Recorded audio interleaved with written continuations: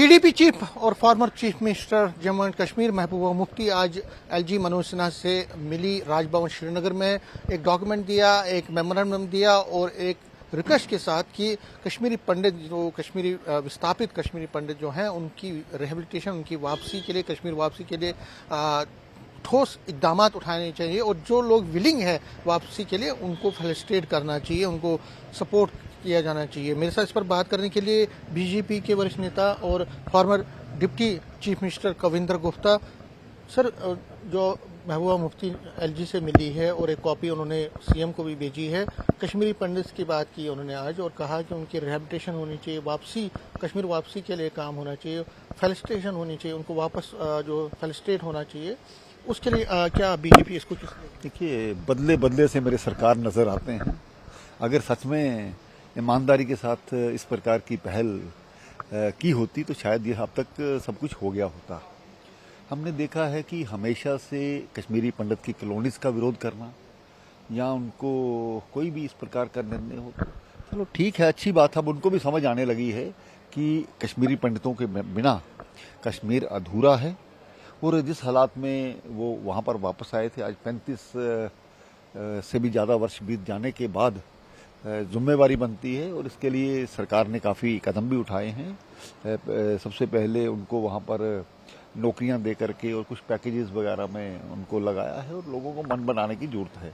तो जहाँ तक उनकी रिहेबिलिटेशन का सवाल है, वहाँ कुछ क्वार्टर्स वगैरह भी बना करके दिए हैं और जल्द अगर सभी राजनीतिक दल दूसरे अपनी जिम्मेवारी के साथ इस चीज़ को करें तो तभी ये लोगों को एक सिक्योरिटी के साथ वहाँ पर ले जाना सबसे पहले फर्ज बनता है और जिस हालात में आए वो दोबारा हालात ना बने, इसलिए सोच समझ करके सब चीज़ करनी होगी।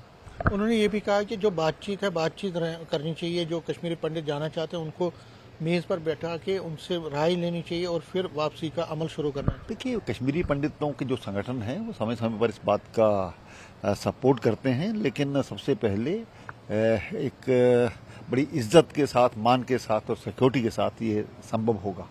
तो उसके लिए ठीक प्रकार से अभी काफ़ी हालात में सुधार आया है। जैसे एक दो घटनाओं के बाद जो पहलगाम की घटना हुई उसमें एक दहशत का माहौल बना, लेकिन इससे पहले जिस प्रकार से पत्थरबाजी, रोज़मर्रा के बंद और जो हुर्रियत और दूसरे संगठन जो इस प्रकार की कॉल्स देते थे, आज उन पर तो लगाम लगी। इन पर लगाम लगी है। उन्होंने ये भी कहा जो पीएम पैकेज के एम्प्लॉयज़ वहाँ पे काम करते हैं और जो अपने आप को सिक्योर नहीं फील करते और ट्रांसफ़र चाहते हैं तो उनके लिए भी ट्रांसफ़र पॉलिसी बननी है। बिल्कुल, सरकार इस पर विचार करे, ये ज़रूरी है क्योंकि एक दो हादसे पहले हो चुके हैं।